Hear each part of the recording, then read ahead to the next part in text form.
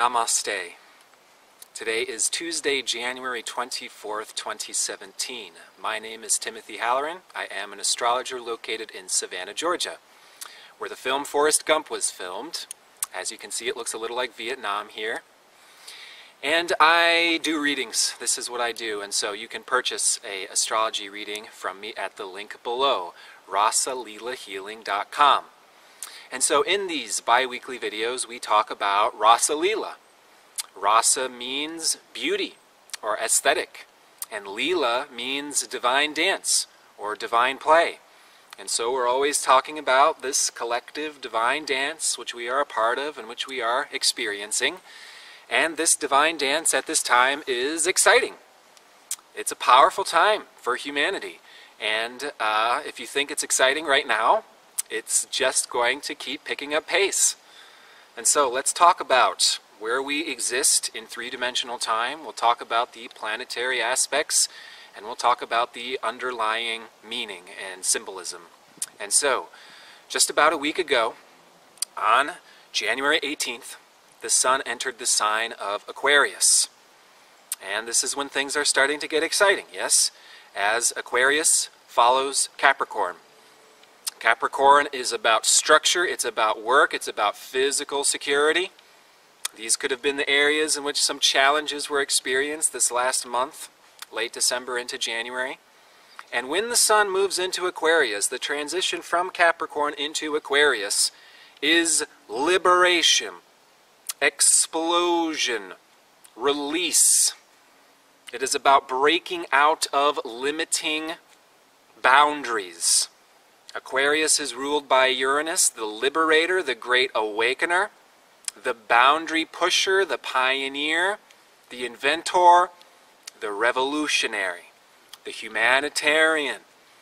And so, coincidentally, a couple days after the sun goes into Aquarius, there is this international headline of the presidential inauguration, which is followed by what? Huge demonstrations and huge protests all around the world. And today we have Venus conjoined Chiron in Pisces. And this is the wounded feminine. And so we have this symbolic story that's happening right now, where there is this rebirthing, humanitarian, restless, revolutionary humanitarian energy. And this is a very Uranian time. The energy is restless, it's electrical. There are spontaneous reactions and realizations that can be ongoing not just now, but for the next couple months. And this is because we have a Jupiter opposite to Uranus T-squaring Pluto aspect that is exact right now and will remain so this next several months. We're talking about February, March, April. Our very fast-paced, energized, invigorating, exciting, ground-breaking territory we're moving through. And this is happening because Jupiter is slowing down and stationing. And he will station not this next Monday, but the following Monday, February 6th. Jupiter is stationing at 23 degrees Libra. So Jupiter is opposite to Uranus. Uranus is a much slower moving planet. They are going to remain opposite each other at around 20 degrees of Aries Libra. You want to check 20 degrees of the cardinal signs in your charts, because this is where this Uranus, Pluto, Jupiter T-square is happening. And so Jupiter slowing down. This is this very revolutionary time, and we are being invited to really check our perspectives, our philosophies, and how are they uniting with our purpose and what we are doing in the world. And many, many people are being driven to come alive at this time. Many people are awakening, they're being shocked into action, standing up for a cause, initiating and way-paving directions that have not been initiated and way-paved yet, which are necessary to do for the preservation and the defending and protecting of justice and liberty. And so, 2017 carries this theme throughout it. And many astrologers have this tradition of calling the years by a particular name or phrase, and Kai Pacha is calling this the year of revelation, I believe. I've heard awakening, realization, etc., which are great words and phrases for this year. And it's almost the end of January, and I haven't found that perfect word or phrase that hasn't been used yet. And so 2017 we can call the year of awakening, of fighting for a cause, of being driven into deeper purpose and meaning in alignment with the preservation of equality, justice, liberty. Fighting for liberty, caused and provoked by everything we see in the world that we do not like, is the year of 2017, to put it short and sweet. And so we are starting to see these dynamics where there is friction and where there is reverberation back and forth between opposing polarities, opposing perspectives, opposing beliefs. And that friction is the necessary heat which is causing the ongoing transformation and evolution which will be ongoing throughout the next several years. And there's a lot of change in a big picture perspective coming on these next several years, collectively, where there are the shifting of global powers, the ending of old perspectives and traditions, and so this friction is largely between the past and the future, and that tension and being pulled between the past and the future is where this evolutionary potential exists. We have the opportunity to see what's not working, and what's not really healthy, and what's not really moving in the direction that we want to in the forward, and then we get to be the initiators, the pioneers, and the wave pavers that are uniting us all together under this umbrella of what needs to be changed in order to be truly free, harmonious, loving, all-embracing people. And so there's a lot of learning from the other that's going on with Jupiter in Libra all the way up until October of 2017. Jupiter is where learning and growth is happening. And Jupiter's in Libra looking up to Venus right now. The Venus rules Libra. Venus is conjoined Chiron right now, the wounded feminine. The wounded feminine is showing us these perspectives that are evolving and changing so we can come into a more well-balanced harmony between each other as human beings, diverse human beings, and more united with nature as a collective human species as well. And so, Jupiter in Libra is learning and growing through putting ourselves in the perspective of the other. You want to know where some of the greatest spiritual growth can happen right now? It's putting your perspective in the shoes of the other.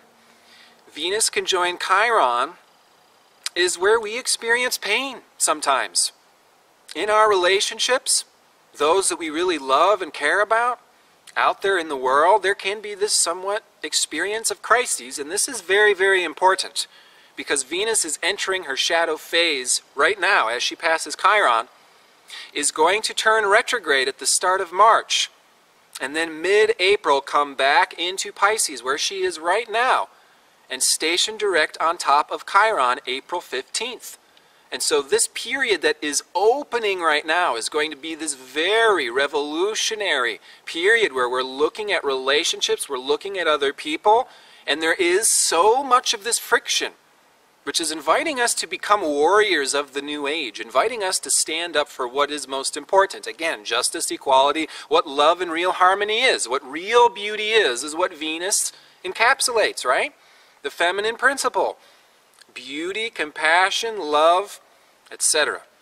And so we're seeing potentially right now how there is not necessarily total alignment between our relationships in terms of our philosophies, our perspectives, our upbringings, and of course, because this is Chiron stuff.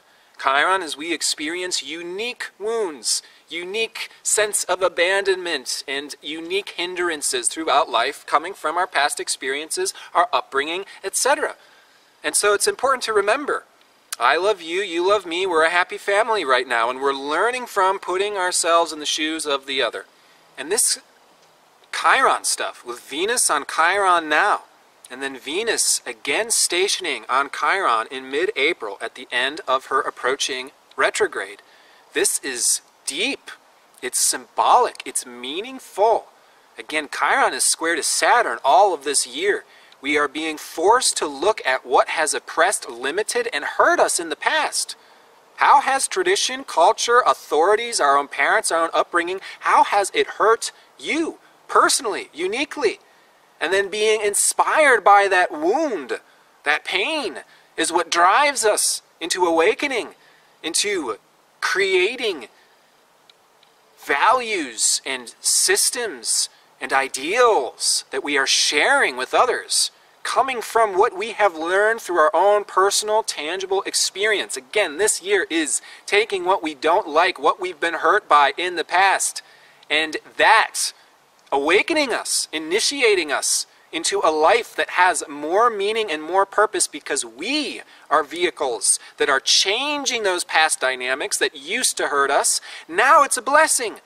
Those things that used to hurt us are now giving us the meaning to be creators of the future, creators of a world where others do not have to suffer the same way we did, and that is truly heroic, isn't it? That is Chiron. And Chiron's coming up to Aries. The spiritual warriors are being initiated at this time.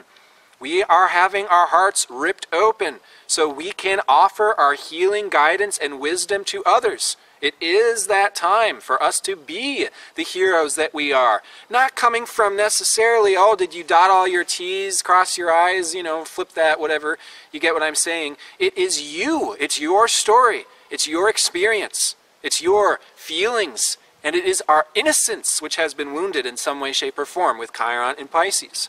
How has our inner child, how is our innocence, how is our soul's nature to be a child of God, to be a spiritual being? How has that been stripped away from us by the duties, the obligations, the dog-eat-dog world, the fight to survive, the need to shut down others who don't believe the same thing as you, as encouraged by role models, etc., etc., to fear particular groups, to fear people who disagree with us? How has these things stripped us away of our innocence, which is now initiating us into being the warriors of innocence and justice and equality? The wounded feminine takes a diversity of appearances and flavors and ways that it plays out. And by the way, when we're talking about, feminism is a huge theme that's going on right now, is women standing up for their rights. And there is a push and a pull type of dynamic that we're working with these months. So there was these huge protests for, the Global Women's March, that was basically a reaction of Donald Trump being the president and his, outputting what could certainly be considered misogynistic viewpoints and things and all these things. And some people are saying, oh, well, he's getting rid of political correctness and that needs to get rid of. And other people are saying, well, he is slandering women and other races. And that is a back and forth type of tension. And there are going to be reasons why people are reacting in either way that depends and is really telling about their own deeper wounds and their own upbringing and how these wounds are playing out. And long story short, again, if you think things are exciting right now, things are going to just keep heating up, particularly these next months. And so for those who are really, oh, there shouldn't be so much protesting, oh, people are overreacting and all this stuff, it's going to be a hard time these next several months. And particularly those people that are very, very conservative, and I'm not even talking about politically, just conservative in the word of being, trying to preserve what has already been established, what we like and what's good in culture, tradition, society, government. It's going to be a very, very tough next several years, because these things are bound to change. Everything that is happening from a bird's eye perspective is once again showing us everything that's wrong with the world and cannot survive. It cannot continue to persist. There are holes in this ship, and the ship is sinking these next several years. And you don't want to go down with that ship. You want to be someone who is reinventing yourself, your orientation to the other, and how we can improve our own relationships to be united with deeper purpose and meaning in our life. And so let's get back to the astrology. First of all, Mercury is conjoining Pluto this weekend. That's going on Sunday, January 29th. And this means that Mercury is completing his shadow zone that he's been in through this recent retrograde beginning about mid-December. And so first of all, give yourself some major pats on the back for surviving this last Mercury retrograde. It is officially finished. And it's finished by reflecting back on this Pluto, deep, scrutinizing. How are we thinking? How are we conceptualizing our reality and our orientation to government, power structures, traditions, and culture? Even in our family, even in our relationships, how are we oriented mentally and conceptually to these things? There is rebirthing that's going on. And so Mercury completes that phase, looking back at what could have been investigated in mid-December. More realizations, more insight is happening, and we are moving forward. Mercury's moving through Capricorn, and at the end of the month is going to enter Aquarius. Things just keep getting faster, more energy, more energy, more energy. We've got a new moon on Friday, January 27th, 7 p.m. Eastern Time at 8 degrees of Aquarius. So this old moon cycle is closing. Tonight the moon will go into Capricorn and close this old cycle that began with the last new moon in Capricorn. Capricorn is getting blown up. Jeffrey Green, the founder of evolutionary astrology, likes to refer to Uranus and Aquarius as a grenade in a steel box. The steel box is Capricorn. It seems like nothing could ever break down this steel box. It is not wavering until that grenade goes into the steel box, and that's going to blow that steel box wide open. So this new moon is another, charge. It's time to reinvent ourselves. We'll talk about how this major Uranian experimental brilliant energy that's going on. Asteroid Pallas Athena is also conjoined Neptune this weekend. That's almost a visionary sensitivity, spiritual sensitivity. In our dreams is, where we can be gathering information right now. And that Pallas Neptune in Pisces is also directing us to unite ourselves with a deeper purpose. A meaning that gives significance to our lives that is connected to the collective and the whole. How are we helping other people? How are we helping the world to manage and move through these times? This is a time where many souls are being called to awaken because we are all getting the red flags that these things cannot continue to perpetuate in the direction that they've gone for so long, and we cannot simply take a back seat and expect other people to do it for us. Is the mainstream media going to tell us the truth? Are the people in power going to tell us the truth? Are they actually concerned about the issues that are threatening us as a planet right now? Or is this new role model going into office and immediately taking down the LG, lesbian, gay, transvestite page from the government that was just finally put there? And all of these environmental pages are getting taken down, and those programs are ending on all of these things. These are important themes because that is creating backlash. And so we can thank the provoking, genuinely, sincerely. This is not I've heard people be just like, oh, well, if so many people more voted for the other person, then everything would be different. And honestly, that's not how life works, I don't think. The people in power are only reflecting our collective situation back to us. And then we, as the citizens and the human beings, have the opportunity to receive that reflection and that information and then do with it what we will. And lo and behold, just hours after this new moon in Aquarius on Friday, Mars moves into Aries. Do what thou wilt. What do you want to do? What do you want to change? Where do you want to lead? Where do you want to carve your own direction in life is where things are going. And so this energy is picking up, picking up, picking up. Until this weekend, we're sort of completing this phase where it's been Pisces. We're coming out of this last month. It's been very much about the Cancer-Capricorn polarity. Mercury retrograde. It's been challenging. There's been potential money issues with all the Saturn stuff. Venus being on Chiron and Pisces. Not really having the balance together between family and home. Like we said in the last video, it's like all these spinning plates. We've been trying to keep balance. And it's could have choked up the amount of energy that we're doing, the amount of work that we're producing, etc. It's, I suggested us nurturing ourselves and not getting carried away by the worldly world. But going forward, Mars moves into Aries on, technically Saturday the 28th, early in the morning, and then Venus soon follows on Friday, February 3rd. When these two planets push into Aries, it's going to be like the gun goes off and the race starts, and there is energy and momentum moving forward. And simultaneously, there is reinvention of our own self-image, how we are relating to others, how we are relating to our work and our life. And a lot of this stuff can be shifting in order to reprioritize into what is healthiest, not just for us, but for the collective. And we are having to learn by putting ourselves in the other person's shoes and push on boundaries. That is the time for this now. Sun's in Aquarius. It's time to break down traditions. It's time to test the limits, etc.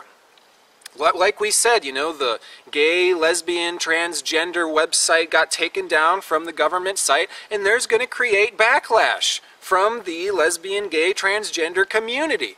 This is Aquarian Libra energy at its most stereotypical and finest. This is gender bending. This is androgyny. When we are moving into the age of Aquarius, that's where we are collectively going. First, by blowing up the steel box. That's where these next several years, next decade is. The blowing up of the steel box for the liberation, for us to come into our own freedom as individuals, which is the true age of Aquarius. It's like in the United States birth chart, the North Node is Aquarius. The United States is supposed to represent this Uranian energy, but does it? No, it's Saturn. By the way, what is the difference between the church or the book of law versus the essence of what the meaning and purpose of those books and what that church is supposed to contain? The container is Saturn. The essence is Neptune. What takes us from the container into the essence is Uranus, the liberator, the great awakener. And so this is the time to be experimenting and pushing on those boundaries. And we're seeing that happen as we move into the age of Aquarius, which is going to honor everybody's unique individuality. What is having to break down is stigmas and stereotypes that relate to overgeneralizations. We're still crawling out of the 1950s stay-at-home housewife era. The wife who stays at home, takes care of the kids, and is in the kitchen all the time, and the father who goes to work 9 to 5, comes home, smokes the pipe, and never talks about emotions or anything with his children, are the gender stereotypes which we're continuing to break out of. And so the whole gay, lesbian, transgender, and there's like all these new things that are being invented. There's people who are gender neutral, etc. People who would rather be referred to as they than her or him, and it's confusing. And this is where so much pioneering is happening.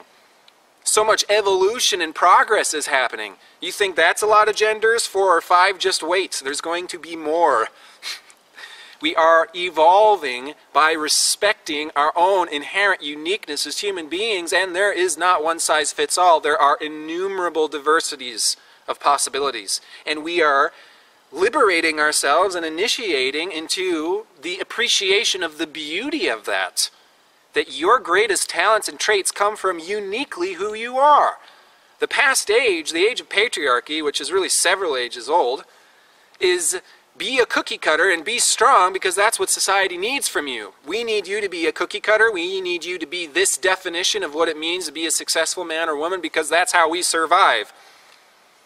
We need you to be this way in order for society to perpetuate itself. So confiscate your uniqueness and your individuality so that way you can be another cog in the machine and make the machine work very nicely. And Aquarius blows up that machine. Wouldn't it be something that if we were raised in a culture that said your uniqueness, what makes you who you are, is going to have a treasure chest full of talents and traits which you will open up and have to share with other people? In other words, it's who you are that allows your greatness to shine, not what you're doing in terms of meeting the standards of others. And so, again, break those rules, test those boundaries. I encourage this. We can be spiritual people and we can break what were regarded in the past as spiritual laws. Just open up some of those old books. And it's about being healthy. It's about being heart-centric. Jupiter in Libra says, let's create greater harmony and balance in ourselves and in reality so that we can survive and be harmoniously united with our Earth. And Uranus, opposite to that Jupiter, is saying you have to push on boundaries and step up for what you as a unique individual truly feel called to do in order for that to happen. And that means you have to progress and leave the past behind, or you will go down with the sinking ship. And so, we want to be gender bending, we want to be testing these things, we want really powerful women to be standing up and, right? And that's what we've been seeing. And oh my goodness, it's been making me so happy. Because that is that balancing that's happened. In the past, what was the gender stereotype for the women? You're not allowed to talk, you're not allowed to think, you're less intelligent, you can raise the children, and you won't get respected for it, but that's what you naturally do. So be quiet, hush hush, and cook us some food. And women are sick of that stigma and that limiting encapsulation, that they're busting out of it by saying, I'm powerful too, I'm intelligent too, I'm wise too. That is progress that is happening. And in addition, with all this fiery Aries and this spontaneous, exciting electrical Uranian energy, we have asteroid Lucifer in Scorpio joining Black Moon Lilith at the final degrees of Scorpio these weeks.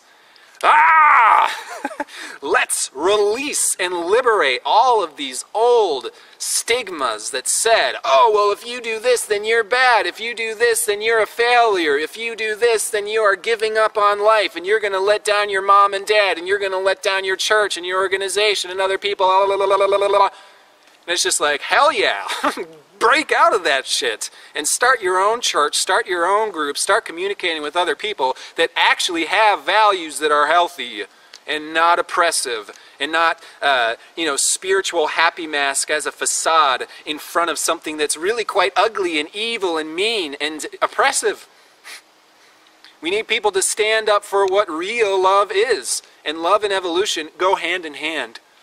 We always have the opportunity to get deeper into love in ourselves. We always have the opportunity to form a deeper relationship to God. And as that relationship gets deeper and as things progress, how we understand ourselves, our heart, our love and relationship to God changes. It evolves. It gets better. It becomes improved. It becomes more concise. It becomes more whole. It becomes more complete. It becomes more interwoven with every little facet of everything you do in your daily life. Here is the opportunity to integrate that so that your every breath, your every action is not just something that you're doing to appease. It is meaningful. It is powerful. And so those women who are standing up for themselves are moving in the right direction, and so are men who are parading with those women, who aren't afraid to show their own sensitive side and to be emotional and be sensual and be vulnerable. It's vulnerable to wear the clothes of the other. I encourage this as practice, as experimentation of putting yourself in the other person's shoes. It doesn't have to literally be that, but are those things healthy? Is it really an abomination to push on those boundaries and to redefine what is possible in yourself? I think not. And so, after this weekend, after this new moon is sowing a seed of intention of what you want to reinvent, revolutionize, and liberate in yourself, in terms of your own meaning, your own message, your own purpose. And that's going to take us through these next several months. That's, again, Jupiter's station opposite to Uranus, square to Pluto. This is where all the action and the change is happening. Venus and Mars and Aries for the next month. And then Venus turns retrograde on March 4th at 13 degrees of Aries. Goes back to 26 degrees of Chiron, 26 degrees Pisces with Chiron. So we have now, through, mid-April at the very least, is this very exciting time. Yes, there can be friction between the past and the future, between relationships, between genders, and we are trying to merge them together. That's what the age of Aquarius is. We are evolving into there being more than just two genders. And by the way, that doesn't mean physical, obviously. We're talking about acknowledging the human consciousness within the physical vessel, where in the past we only acknowledge what you see is what you get, which has prevented our own genius from really coming forward by admiring the fact that we're all different from one another. and that we have brilliance and uniqueness within us. And so this is the opportunity to change these limitations and push on these boundaries, so that way we can come into a more freed and liberated sense of self in relation to the other, in relation to society. And all of this is snowballed together. And so I'm very, very happy to be connected with all of you, to be reflecting these ideas back and forth together. It's an honor for me to do birth chart readings. It's a pleasure. And by the way, there's no waiting line right now, so hint, hint, birth charts are a thing.